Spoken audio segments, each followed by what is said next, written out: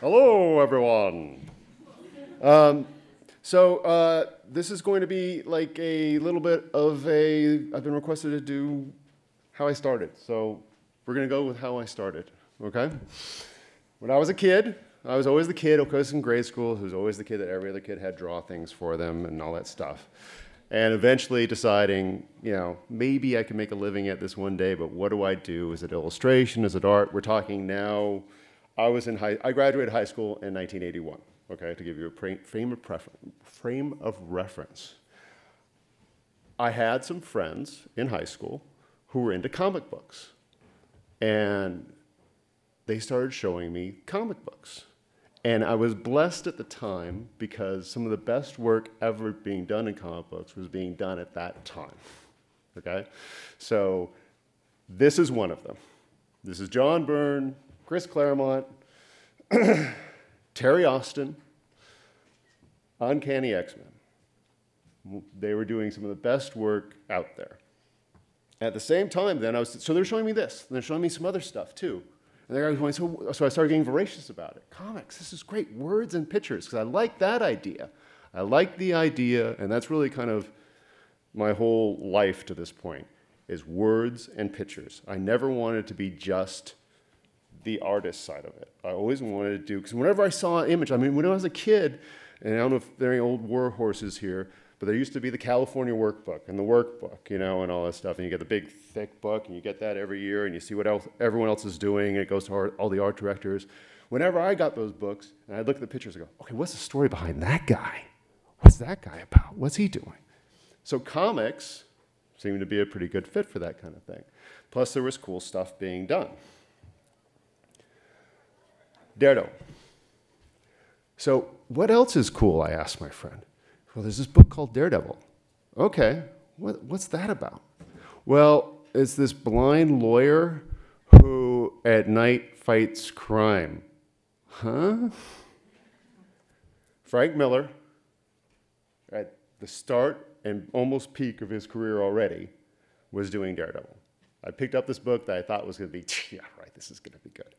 It was incredible. This is the studio. This was Jeffrey Jones, Michael Kaluta, Barry Windsor Smith, and Bernie Wrightson. If you have not seen this book before and you like illustration, find it, okay? As far as I know, it has never been reprinted, so it's a little bit of a hard find. But for surprising enough, it's usually not that expensive. These guys all had a studio together, hung out together, challenged each other to get better and better and better. So again, okay.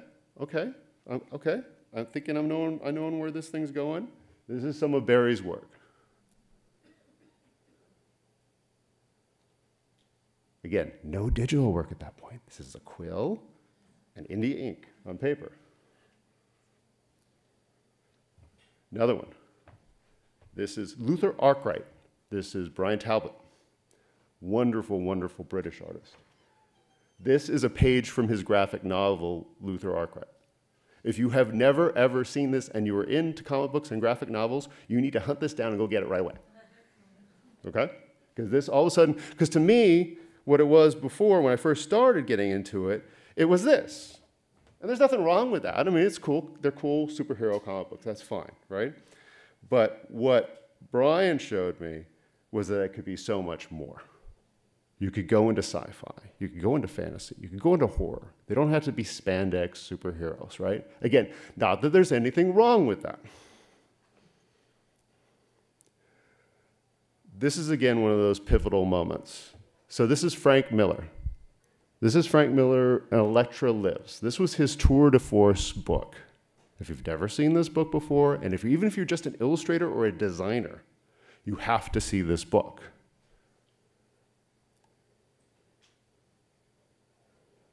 Colored by Lynn Varley, who was then his wife. That's a comic book. Isn't that cool? The design elements, deciding to make those judgments, panel progression.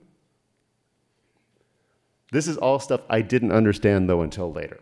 I saw it, pretty cool, the story's cool. I didn't understand why there was the super panel on top, why these panels broke the way they broke, why the word balloons broke the way that was all for later.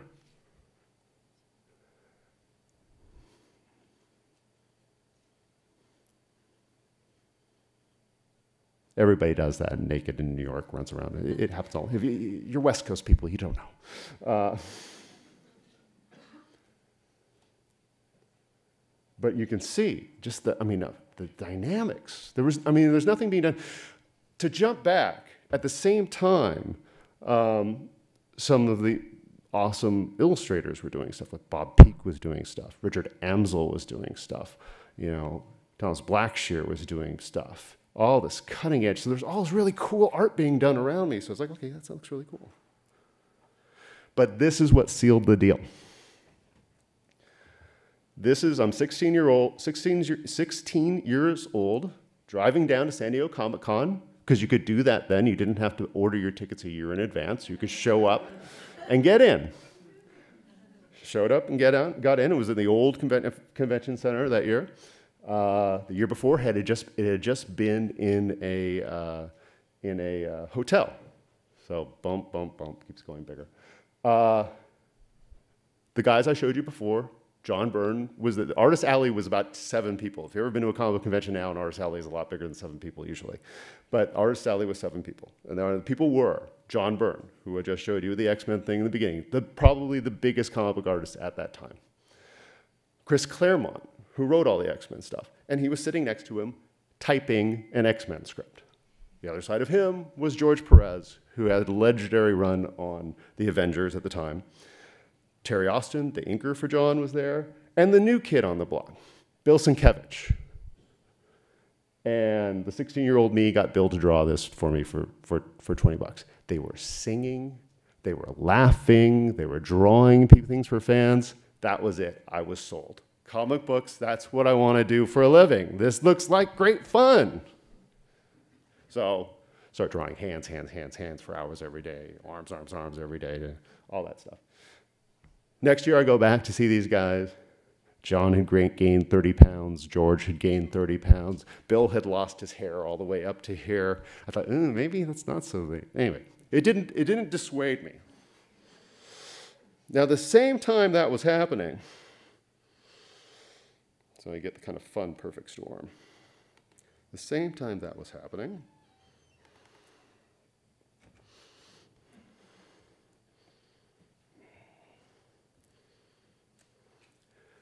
this was also happening. Oops, let me draw back. There we go. That was also happening. My Amiga 500. Okay? At the time, the Mac was still 256 colors. This thing could do 4,096 colors. Okay? It could do video. It could do all this stuff. This is the tool. This is the tool. It was awesome, though, too, back then, and a lot of people don't realize it, is now that there are tutorials for a lot of different things. Back then, there were no tutorials. That's why users groups existed back then, and there were functional user groups, because people would share information, because no one knew anything about any of this stuff. And the best, oops, come on. Go to the next thing. Up, back, back, back. Forward. Back. There we go. And that was the best paint program of the time. It did animation. It did all kinds of stuff. It had preview of the size of the cursor. Back then, it took Photoshop. They probably didn't have that preview until 7 years ago, maybe. It still does things that Photoshop can't do today. Active symmetry. It can do a perspective brush back then. They used to be able to take something that was 2D, load your perspective point, and everything would go to the perspective point. Okay? Took years for newer programs to do this. It's fascinating when you've been in computers, as long as I've been in computers, which is too long, to see the changes and see how things get lost along the way. And that's something for you guys to pay attention to in your daily lives, because you'll notice things like, oh, that's so cool, and nothing ever happens to it. And just kind of keep it in the back of your head. Okay, maybe I can pull that back out sometime later, Photon Paint was another great one. So I'm sitting there going, this is the way to do comics. No one's doing it this way yet. Let me figure this out. And so I grew up in La Cañada, just around the corner from here. Almost went here to school, but I wanted to get farther away from my family than here. So I went a little farther. I went to Loyola Marymount. I have a master's degree in screenwriting. I've always been a professional illustrator my entire time since I was 18 on up. Actually, to take a jump back from that, I had my first comic job offer to go pencil at Marvel when I was 18, but they wanted you to move to New York, and they pay you $35 a page, and they wouldn't guarantee you work. And I didn't feel like starving. So I went to film school instead. Yay! So I have a master's degree in screenwriting, and then I went to work for these guys for a while in comedy and drama series development. And then we eventually were purchased by Warner Brothers Television and became Warner Brothers Television and worked in current programs there. Worked on tons of shows from Family Matters to Lois and Clark to Knots Landing to Dallas, all those kind of crazy things. But that was a great thing for, again, words and pictures. Granted, those are moving pictures and words. It's still words and pictures. Okay, so it's a great background to go with these guys. I mean, you get to see guys who are the best in the business, who are still the best in the business that I got a chance to work with at the time.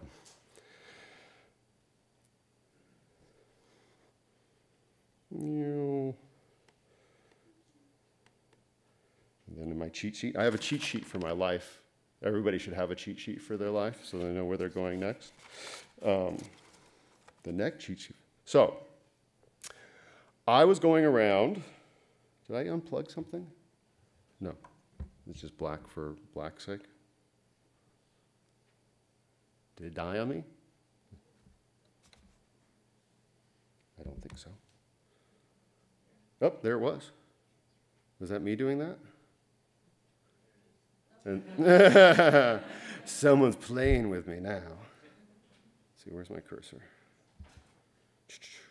Hold on a second. It's going around, my cursor's disappearing. Yes, come on, Mac. All right, I really desperately need a mouse at this point. How do I get to the next one? Hello, people. I need a little assistance here, please. Someone can, I'm almost there. What's this? I see no cursor, though. See, I can see the little things moving up and down. Anyone around for tech? Oh, could you use a tech, please? Jiggle the wire. Jiggle the wire. Try turning it on and off again. I've learned that over the years, too.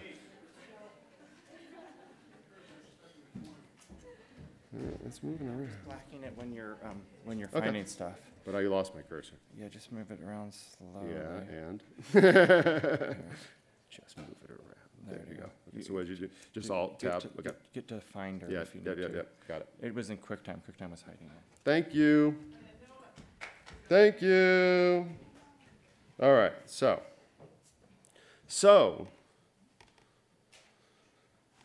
the kid's been working on his art, been working on all this stuff. The kid version of me. Boy, I could give him some advice now, but anyway. Time travel is just not possible for me yet. Working all the computer stuff. Finally had a portfolio. Was going down to San Diego Comic-Con again later, when I was older, when I was working at Lorimar and Warner Brothers, with my portfolio in hand, in long lines with everybody else with their portfolios in hand, showing your portfolio to people who are not there wanting to see your portfolio. They are the lowest man on the totem pole. They got stuck doing that job at the show. They'd rather be drinking in the bar. So it was kind of a useless, frugal, just a pain. Anyway, and one year my buddy Rod Underhill said, I'm going to get a table in the independent press area of San Diego Comic-Con. You want to split it with me? And I said, okay, let's try that for a change. So I had a big, this is 1992, a big 40 by 60 inkjet print of a Green Lantern that I drew, all colored up, 3D modeled. I was doing 3D modeling back then because the Amiga, you could do 3D modeling. Huh? Big 3D modeled power battery behind him with glowing green wings behind him that were also 3D modeled. I had on my Amiga monitor Spawn animated with his cape coming down, dropping to the floor, and everyone and their mother came by and offered me work. So the year before, can't get hired for my life. That year, everybody. So I ended up going with, Image had just come up. Image were the top artists at Marvel, broke away to form their own company, okay? It was Jim Lee, Mark Silvestri, Rob Liefeld, Jim Valentino, Eric Larson, and Todd McFarlane. Todd being the biggest guy at that time. They came out with their sales of their books. They were selling millions of copies, okay? The whole publishing comic thing had changed. So I went with Mark Silvestri because Mark was the first guy to offer me the job. But, and this is a lesson for I think anyone who goes into comics, the samples I was showing were penciled ink and colored, all done by me. Back then, very few people did all those things. So, yeah, I want to hire you, but so which one of these things do you want to do? You know, well, which one of these things are you going to hire me to do, okay? Because you want to get the foot in the door. So it was coloring. And I started his computer coloring department, which was brand new back then. You actually had to spend, I remember we actually bought, back then, to have a computer powerful enough to digitally color a comic book, you had to spend $10,000.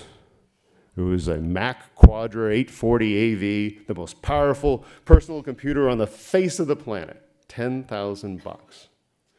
It took actually a day to trap a comic book. But anyway, but this is Joe Chido's guide work. Back then, there were color guides.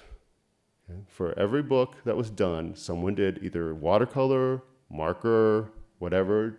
Joe usually worked in marker and Prismacolor, okay? So these beautiful things. And so I've been an illustrator before, right? They hand me this, and they go, okay, now make this in digital thing with the line art file and match that for the color guide. And I was like,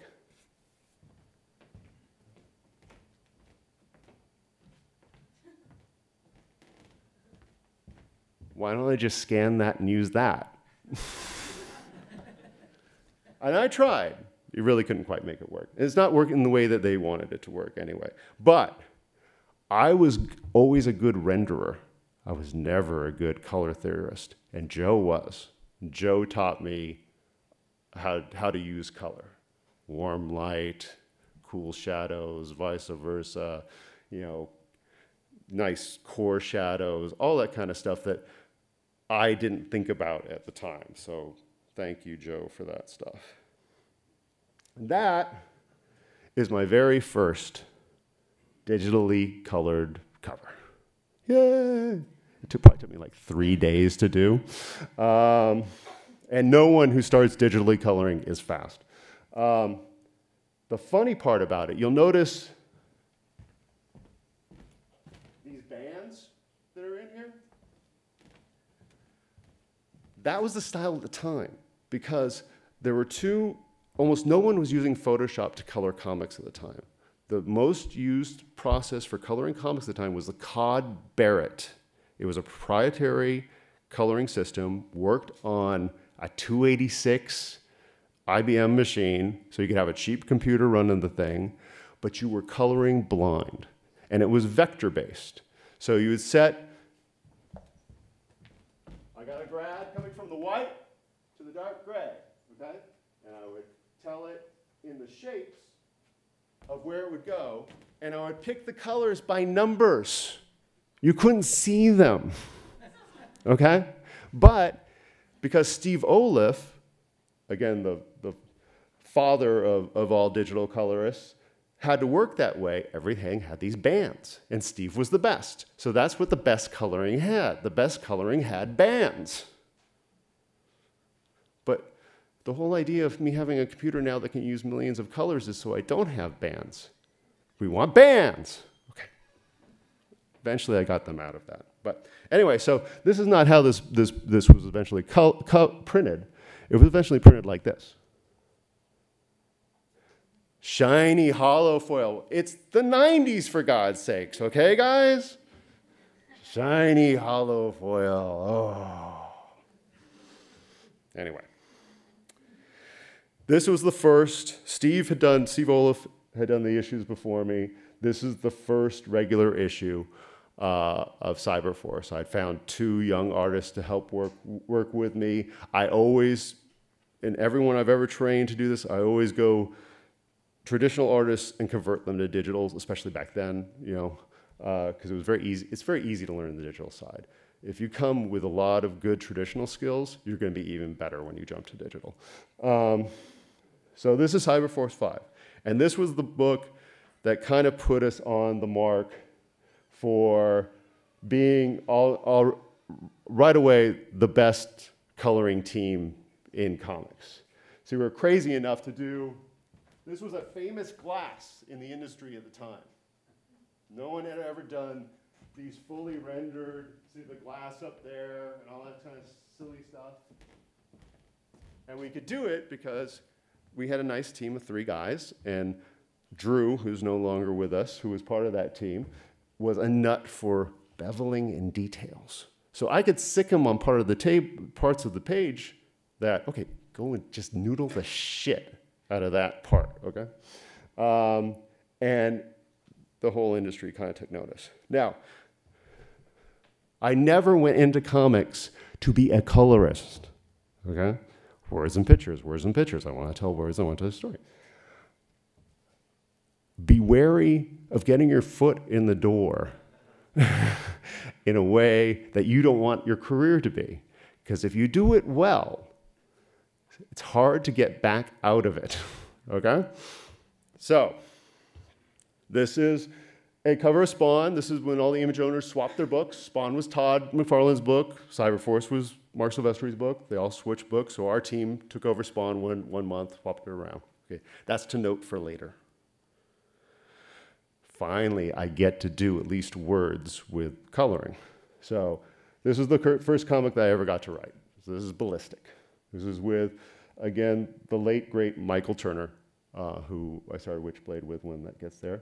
Talented guy, went way before his time.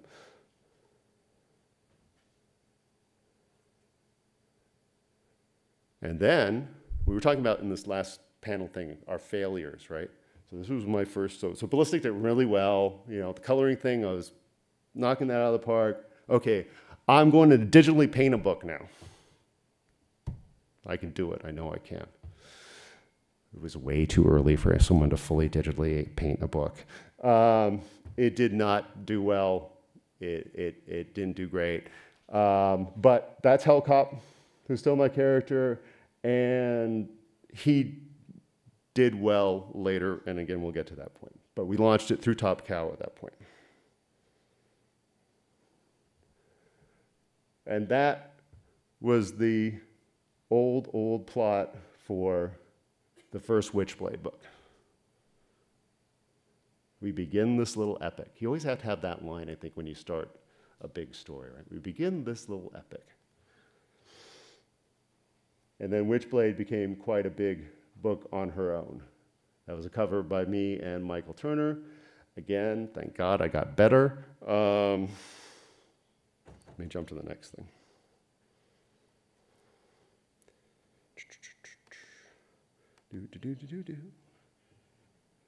Okay.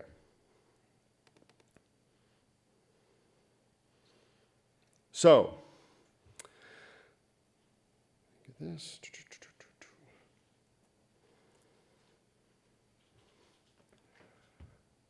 Remember I showed you that picture of the Spawn 25 book? Occasionally you're working at companies. I was running the creative side at Top Cow at that point. Another guy was running the business side at that point. We started butting heads. And Mark, whose company it was not working as hard as I was at his own company, okay? And we were about to have our first child. So, I get a call when I'm at Top Cow, and each one of the image owners had their guys. and Todd McFarlane was Terry Fitzgerald, and Terry was a good friend of mine at the time. And we had a receptionist, and they go, "Oh, Terry's on the phone for you, Brian." I said, "Oh, great." So I pick it up in the studio. "Hey, Terry, how's it going?" "This isn't Terry. This is Todd. How you doing, bud?" Todd has quite that. That is an accurate Canadian version of his voice. Okay. So bud, I saw that 25 looked really good. You happy there, bud? So, make a long story short, Todd was my first client when I left Top Cow. I could live wherever I wanted. I got paid a good amount of money, and it gave me enough side time to start my own line of comics. This is Stone. This was through Avalon Comics. This was my first own comic company. This was the highest selling independent book of 1998 with Whilce Portacio. We did 4 initial books. Aria was the second one. You'll notice this is the French version. Every single one of the Avalon titles were sold in at least 6 different countries. They're worldwide getting good attention. This was the second highest selling comic book in the US. The only thing that beat it was Uncanny X-Men at the time. Okay? We decided to go much more realistic with the rendering, so we changed it up a bit, and the fans went gaga for it. This is Jay Anacleto's work. This is me and Jay. Again. So we were selling about 150,000 copies of these things back then. Strong female lead. Back to Hellcop, I pulled him up. He did well too. We needed some horror in the mix. The Wicked was that. Guy who has the ability to undo the deal with the devil, and there's a whole subculture of people who've done deals with the devil. Jin. Houdini, my first graphic novel. Area 52. Imagine again, some of these things are just like ideas that come to you. So, watching Raiders of the Lost one day, you think like, what's going on in that warehouse? And that's where this thing came from. But it's in Antarctica, and it's where they store all the horrible stuff. Something goes wrong, an alien killing machine is hatched, like they do, and the guy who's about to die tells him, get into the boxes, there are things that can help you. So they get Michelinier, they get Excalibur's there, the Ark of the Covenant's there, the Lantern, and they use that to fight the alien. That's currently on the final draft at Summit Entertainment. Okay, again, for the weird bedfellows. So then I was approached by the RZA. I know, I'm so street, right? But that's the other funny thing. She mentioned, I'm sure, at the beginning of this thing, that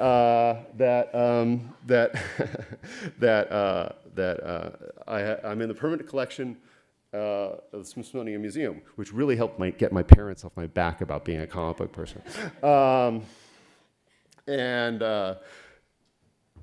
The reason I'm in there is for my work with Def Jam Records. Again, street, right? That was the pencils before, or the inks before.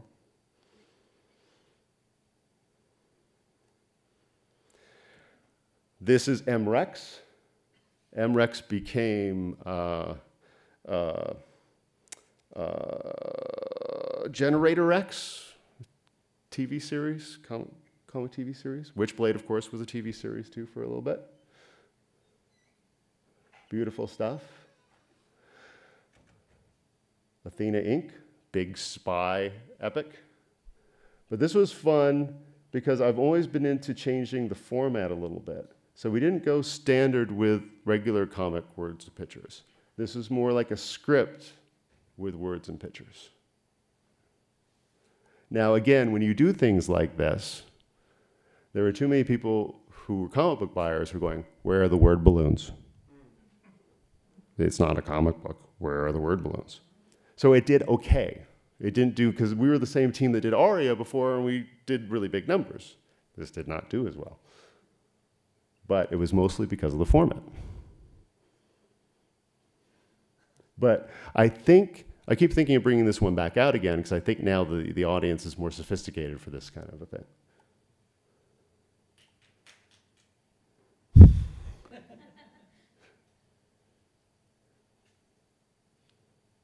It was a very fun book to do.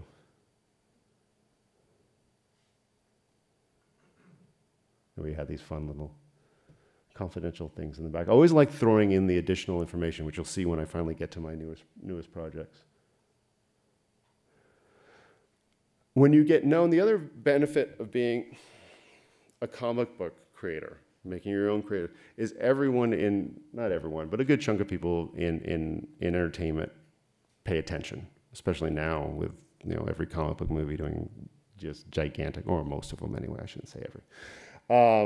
So this was actually, off this one image, we had a pilot deal at TNT for Badlands. Think Old West, Bat Masterson. The area that he's sheriff in is right border on essentially a land version of the Bermuda Triangle. Anything and everything horrible comes out of this place, from ancient Indian demons to aliens to you name it, he has to deal with it. And the opening ad campaign was going to be, silhouetted from the back shot, Bat Masterson coming into the saloon, and it said, "Meet the original Batman." They loved it. But as usual, things go, I have no control over Hollywood, so things can go the way they go. So, and the next thing, so at the same time we're doing Avalon, just because my dad was a banker and was always like, you got to have something to fall back on, you have to do something else too, you can't just do the one thing. Okay. So, as we talked about earlier, I developed as my studio and guys I worked with developed as the best colorists in the industry. So we formed a coloring studio. So that was nothing that I owned, nothing that I had creative rights to, but it was highly paid, and it could guarantee that I had money because when you do a comic book, okay, let's say you guys are all set, you got your comic book, got your publishing deal, you got all that stuff, you're owning it. You do not get paid when you're doing your own comic book company until 2 months after the book has shipped to the stores. Now, factor in the time it's taken you to do the book, and imagine the kind of gap in your weekly salary, okay? So it's good to have something to fall back on. So Spawn, like I said before, was one of my first ones. Jimmy and Joe Quesada started Marvel Knights. Kevin Smith was writing Daredevil at the time, again, going back to kind of the beginning, how I'm working on Daredevil.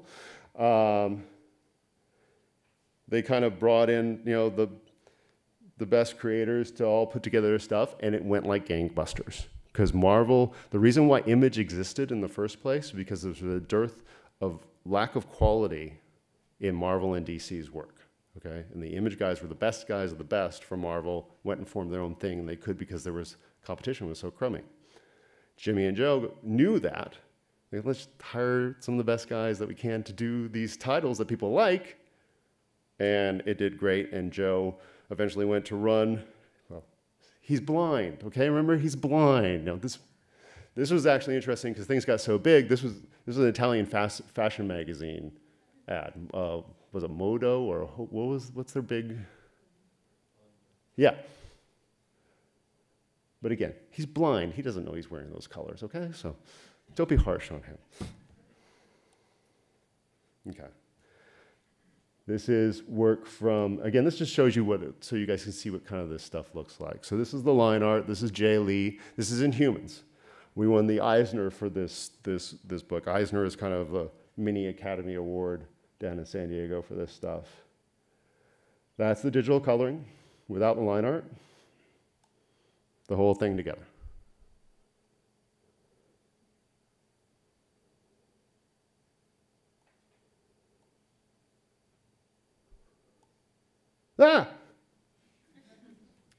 I did all the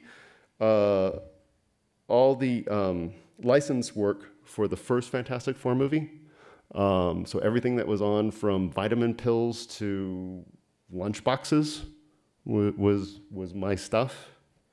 They often Marvel likes to do reusability, so you have the characters often in chunks like this, so she'll put that Sue Storm head on another Sue Storm body that's doing whatever it's doing or whatever.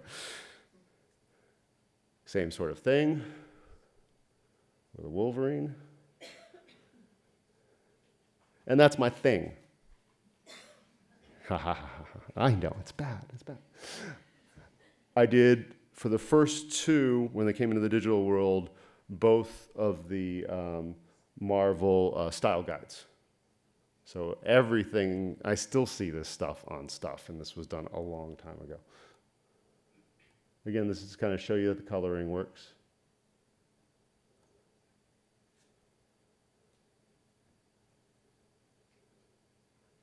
It's kind of bitmappy. That's not good. Marvel's eye of the camera. That's Jay Anacleto, the artist that I did Aria with, and Athena Inc. This was actually, I mean, again, when you get in there and you start doing all this stuff, they ask you to do all kinds of stuff. So this was a first take on potentially a Thor costume for the Thor movie. And we did a number of those kind of treatments for Marvel. Some covers for Marvel. More cover work for Marvel. And Batman for DC. This is when I started doing full 3D, because I wanted to bring the full 3D sort of thing. But the problem with this full 3D is it's too 3D. What I eventually learned was 3D as stills does not work as well as 3D in motion. Okay? So you have to step on the 3D with your hands, either digitally or whatever, to make it work. They're okay, but there's not a life to them. You know what I mean? A small percentage of some of the covers that I've done. Okay. And now we're on to. So, Avalon fell apart because my business partner at the time didn't do his job.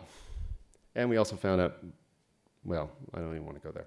Anyway, he wasn't doing his job. So I was making enough money doing the coloring studio and my own illustration stuff, and I kind of bowed out of doing my words and pictures. Oh, but you got a family, you got 2 kids. I'll get back to it someday. Todd McFarlane was looking for an editor-in-chief. So I said, I can do that. I hired people. This was for Philip Tan was taking over Spawn at the time. I brought a bunch of new lines of books there. Again, just to show you guys a little bit of the process for people who aren't all that familiar about comic books. Pencils. Inks. Those inks are done by Danny Mickey. He's one of the best inkers in the business. Colors.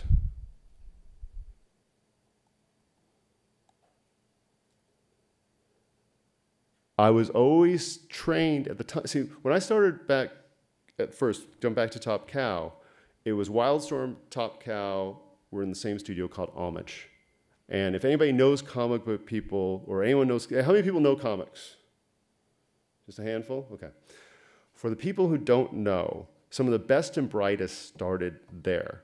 And it was an open, old school office, short cubicles. You could walk around behind anybody doing their work and just sit down and watch how they do their work. And everybody was out to beat everybody quality-wise. What a great place to start in any kind of a studio. Because you were just pushed and pushed and pushed and pushed and pushed.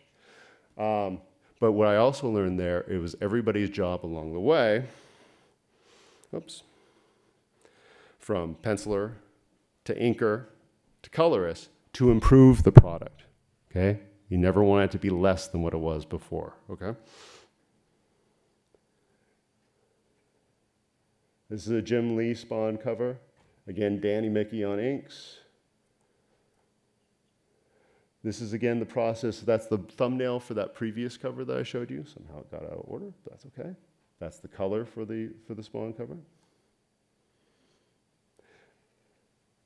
This is an interesting thing in that Jim Lee asked Todd to draw a cover for him for Wildcats, because they were redoing Wildcats is one of Jim's old titles, but they were bringing it out. And Todd's like, OK. And this is actually one of my first lessons I ever learned from illustration, is you never want to do your comps too tight, because they may just buy your comp and never pay you for a full illustration. So Todd, he does that when he draws.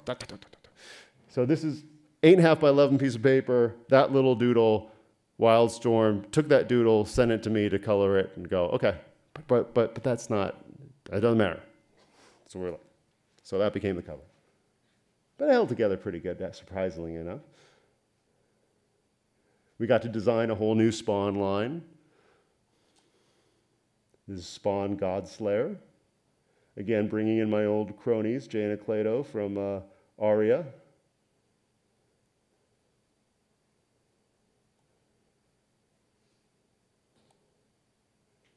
These are the layouts for a page, the inks, the color.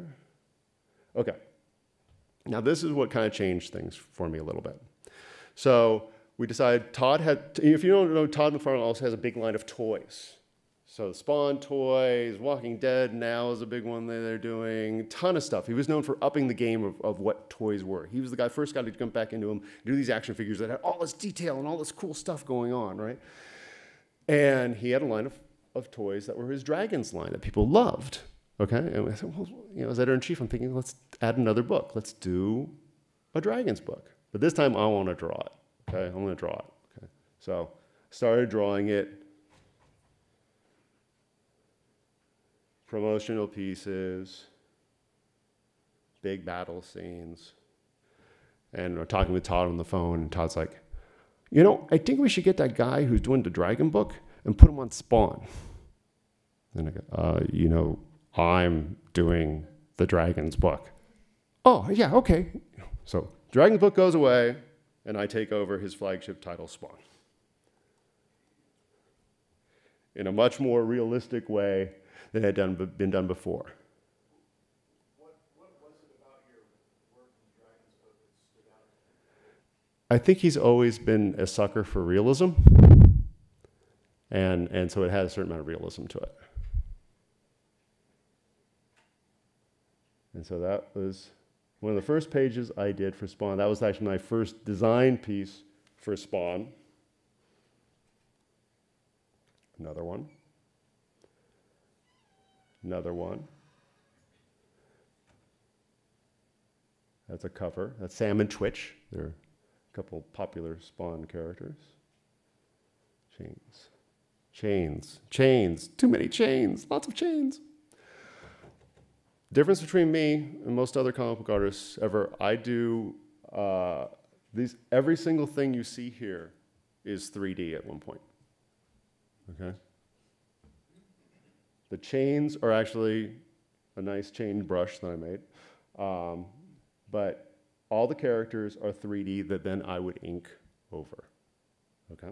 What that gave me is detail that would be hard for most people to reproduce in the time that you have. Remember, it's comic books, okay? So you have 22 pages you have to do every month, okay?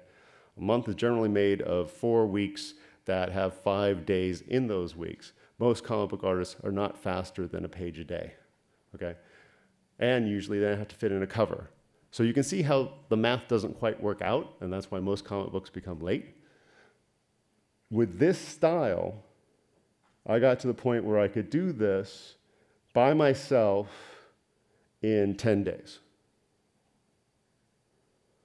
So I modeled that character, modeled the Spawn. Some things you'll keep, and some things you'll do the full inks on.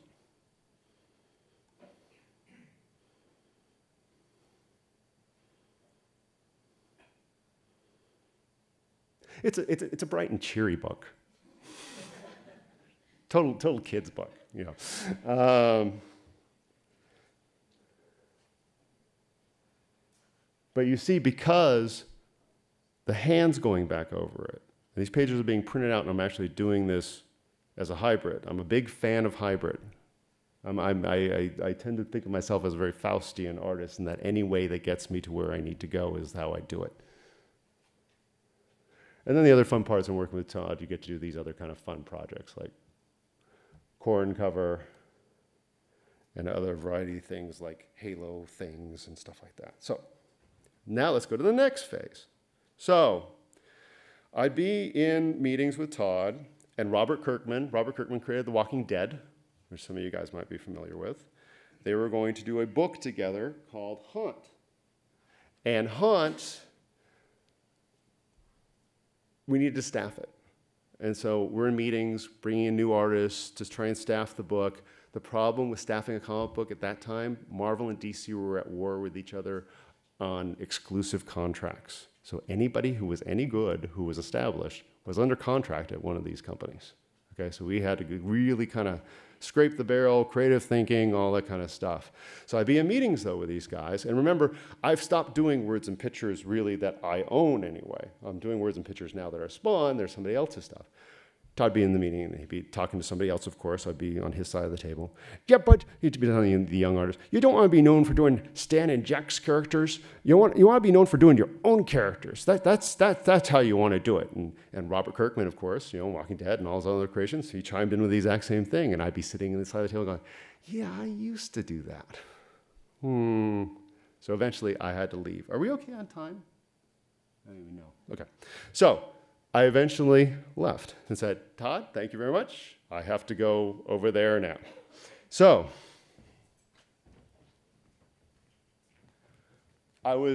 decided I was going to go take a Marvel gig. That would be my paycheck. And then I would do an image title of my own creator on the side. Okay, so I got my money, and I'm doing creator on the side. I got contacted by Skip Brittenham. Skip had an idea for a graphic novel. And I was like, I kind of want to do my own thing and stuff, but it was a big, bold, we're going to do something big that no one's ever done before. I like that. I didn't have the money to do that. I had to do something on a budget. So we got together, and we did Anomaly. Comes in this nice box. Longest original full-color graphic novel ever done. Not only that, all landscape. Every comic book artist in the world wants to do landscape, but guess what? The big companies won't let you do it. My company, I can do what I want. Big sci-fi fantasy epic, 370 pages. Earth 2717, a group of explorers are sent on what they think is the standard first contact mission. What they don't know is they're being gotten rid of, that nobody returns from this planet alive. It starts all sort of sci-fi world, it gets to the planet, it becomes much more of a Lord of the Rings entity. And if that wasn't widescreen enough for you guys,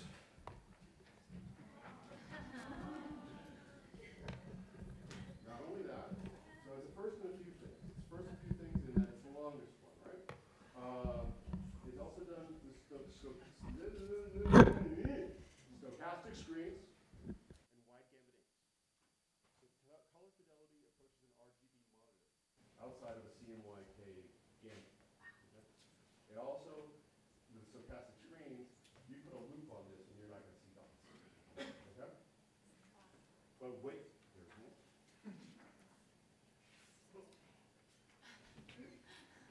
Down, boy, down. It also makes a good weapon, if you need. It also has good defense. Most edge weapons of this will stop. Small caliber bullets, but please don't test it for me.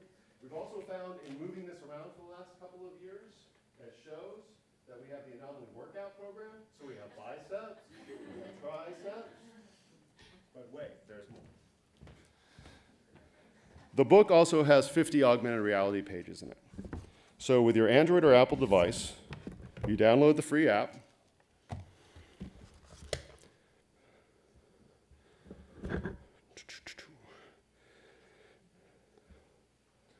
Can we get the iPad up?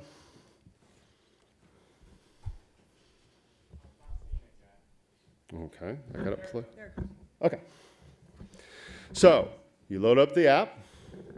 This is, everything's in my way.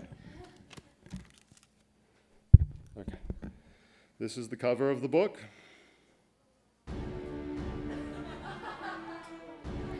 This was just our very first experiment in the augmented reality. So it's just our ode to a virtual pop-up book. We liked it, so we kept it. Everything on the inside is fully interactive 3D. So when you point it at these pages, stay. When you point it at these pages,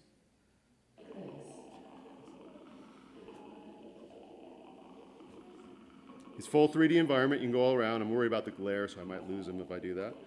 He's interactive. I touch him. He's a warrior. He'll warn me off. If I keep touching him, he will start touching me back. It also has over 100 pages of appendice information that's not contained in the actual printed book. Let me show you another one.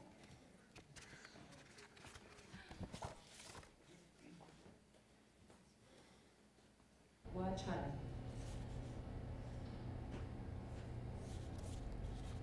Yeah. Stay. Okay. One more. Oh! And I lose more iPads that way. What's really exciting as a creator is that the app itself tells you which pages are interactive. You'll notice now there's several new badges on these. So when this shipped, it had 35 interactive pages. It now has 50 interactive pages. Next month, it will be raised up to 60 interactive pages, which makes it the first graphic novel in history that can grow after publication and continue to grow. That's fun as a creator. That's really fun. We have pages that are arranged from sort of DVD making of type things. Like, let's see if I can find a good page for you. Let's see, I think 153. And what's great, this tells you you're not hunting around for things. When we started this project, because the book took 3 years to do, AR needed to have QR codes, obvious things that impeded on the design of the piece. And it just really wasn't in our ballpark. And then Qualcomm, which is the SDK that we use for doing this, enabled it to just be straight image recognition. So it didn't impede on the design of the book. If you didn't have the AR, it didn't make a difference. You didn't know you were missing anything. Not our beast. There's another guy.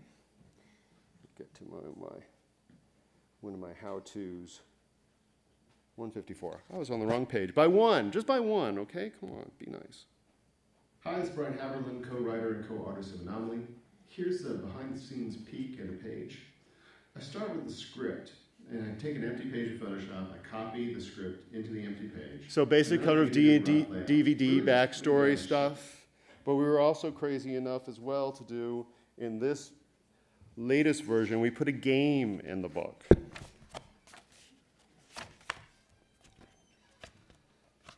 No. Stay.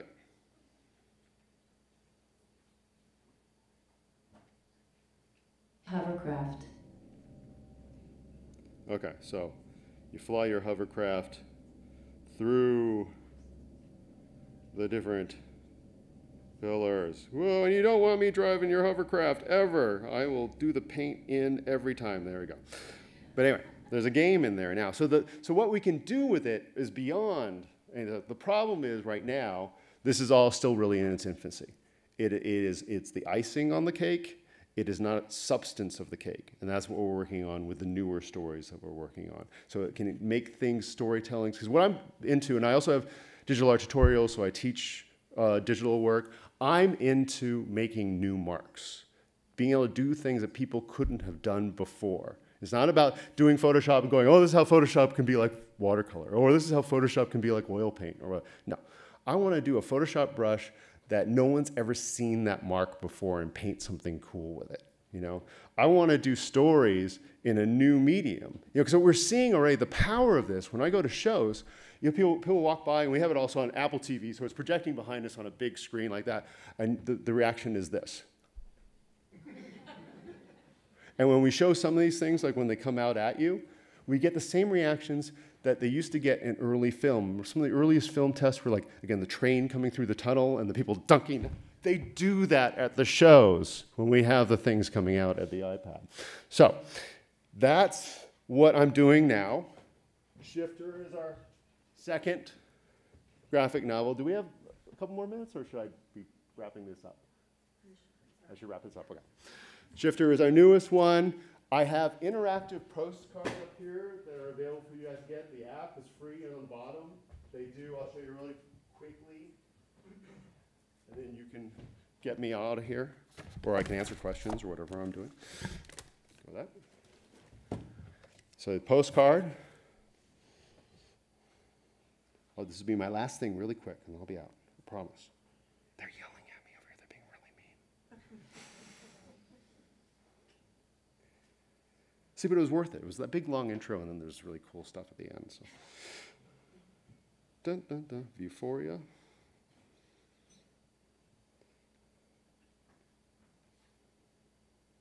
Oops, I grabbed the wrong one. I'm a big dummy. I don't even know my own stuff. Dun, dun, dun. I'll do a little dance while I'm doing it. Dun, dun, dun. It's starting up, it's starting up, it's starting up.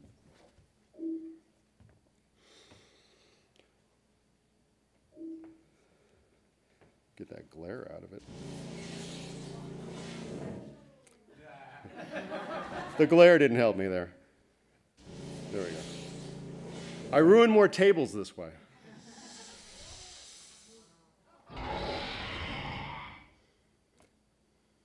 He's interactive too.